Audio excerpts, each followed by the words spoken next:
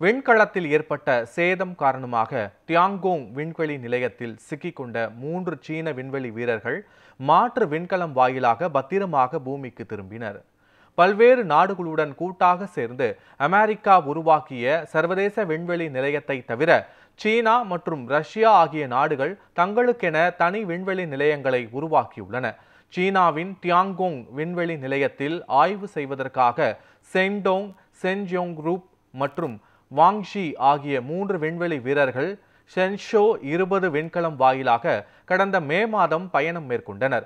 அங்கு 6 மாதங்கள் தங்கி ஆய்வு மேற்கொண்டனர். கடந்த 5ஆம் தேதி பூமிக்கு திரும்புவதற்கு அவர்கள் திட்டமிட்டு இருந்தனர். அப்போது அவர்கள் சென்ற விண்கலத்தின் மீது விண்வெளி குப்பைகள் மோதியதில் சேதம் ஏற்பட்டது. இதனால் அவர்கள் பூமிக்கு திரும்புவது தற்காலிகமாக ஒத்திவைக்கப்பட்டது.